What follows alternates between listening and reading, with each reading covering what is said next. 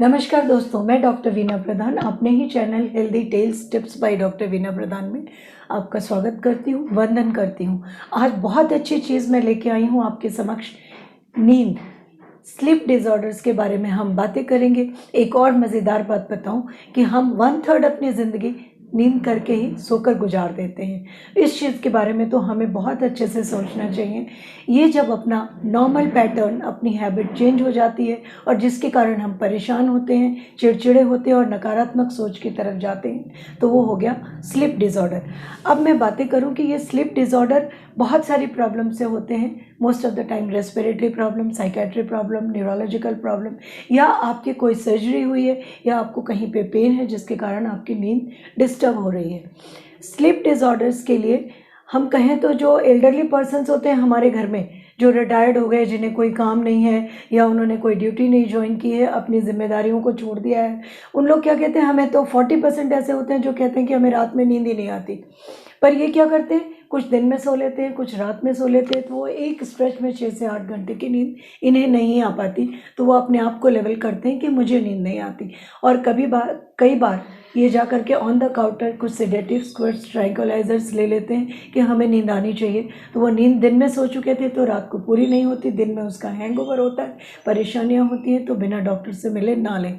दूसरा, कुछ बच्चों को ऐसा होता है जो मदर के बिना सो नहीं पाते, या वर्किंग लेडीज़ का एरा है, तो जब हम जॉब पे जाते हैं तो अपनी एक मेड, एक लड़की किसी को छोड़ जाते हैं जिसके पास हमारा बच्चा होता है, उसके बिना वो बच्चा सो नहीं पाता है। पर ये ट्रांजिएंट होते हैं, ये ठीक हो जाते हैं बाद में।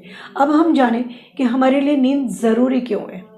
नींद इसलिए ज़रूरी है कि ये हमारे को रिलैक्स करता है, स्ट्रेस फ्री करता है। दूसरा, हमारे मसल और ब्रेन के ग्रोथ में मदद करता है। तीसरा, हमारे को एंजाइटी फ्री तो इसने किया ही, हमारी मेमोरी को बढ़ाता है, हमारी एकेडमिक पावर को बढ़ाता है और हमें एक नई ऊर्जा देता है, जिससे हम इम्यूनिटी सिस्टम हमारी अच्छी होती है और हम बीमारियों से लड़ने की ताकत पाते हैं।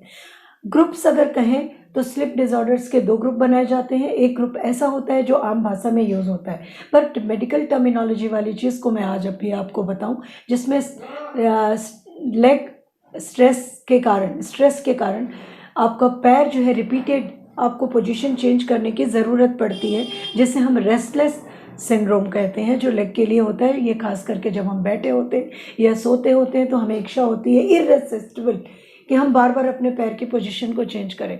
कई बार जब इसके तह में हम जाते हैं तो हमें ऐसा देखने को मिला कि कुछ लोगों में हेरिडिटरी होते हैं।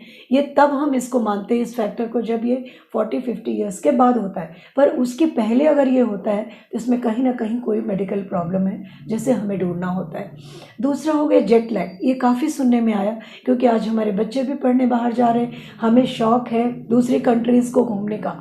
तो जब हम बार बार अपनी कंट्री चेंज करते हैं, फिर उस कंट्री को चेंज करते हैं, तो हमारी बॉडी का जो इंटरनल क्लॉक है वो एडजस्ट नहीं हो पाता उस टेम्परेचर से, उस माहौल से। तो इसको ठीक करने में हमें 1 से 6 दिन तक कई बार लग जाते हैं। तो इसलिए हमें इसका प्रिकॉशनरी क्या करना चाहिए कि जिस जगह हमें जाना है उसकी अपनी बॉडी को और अपने दिमाग को पहले से ट्रेन कर लें। दूसरा, जॉब में इतनी प्रॉब्लम है, कई बार हम शिफ्ट वाइज जॉब करते हैं अपनी कन्वीनियंस से, कि दिन में हमने कहीं काम कर लिया, रात की ड्यूटी हमने कहीं कर ली, विल अर्न मोर। तो ऐसे में एक स्ट्रेन तो पड़ा, एक्सर्शन तो हुआ, पर नींद पूरी नहीं हुई, तो वो अपनी बॉडी को उस हिसाब से एडजस्ट करना पड़ेगा। अब हम आते हैं उन बातों पे कि जो कॉमनली यूज़ होती है, जो 80% लोग बोलते हैं हमें नींद नहीं आई, तो वो नींद के घंटे तो बराबर होते हैं, चाहे आप उसको किश्तों में ले लीजिए या इकट्ठा ले लीजिए, तो दैट इज़ ट्रांजिएंट, जो 80% लोगों को होता है।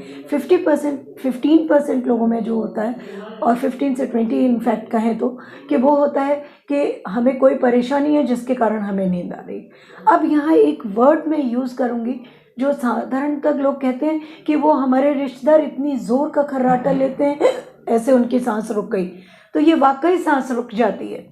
फिर उसके बाद रेस्पिरेशन स्टार्ट होता है, जिसे हम स्लीप एपनिया कहते हैं। पर ये एक सीरियस चीज़ हो सकती है, एक बहुत गंभीर रूप ले सकती है। इसलिए अगर किसी के साथ ऐसा हो रहा हो कि बहुत ज़ोर ज़ोर से खर्राटे लेते हैं और परेशान है, उनका वज़न भी ज़्यादा है और उनकी उम्र भी ज़्यादा है, तो आप प्लीज़ डॉक्टर को ज़रूर मिलें और उस चीज़ को दूर करने की कोशिश करें। क्योंकि अगर जो नॉर्मल चीज़ें हैं जिसको मैंने ट्रांजिएंट लेवल किया, उसमें एक्सरसाइज हो गया, आपकी चीज़ें हो गई, आपका एक प्रेशर पॉइंट्स हो गए, इनसे रिलीफ मिल गया तो कोई प्रॉब्लम ही नहीं है। अब बातें आती हैं हमारी कि जो घर में हम इन चीज़ों को कैसे ठीक कर सकते हैं। तो फिर वही मेन 3 फैक्टर्स पे मैं आ जाऊँगी, yoga, meditation, exercise and nutritious diet. चीज़ों को छोड़ें जिनमें निकोटीन, कैफ़ीन और अल्कोहल आते हैं, राइट।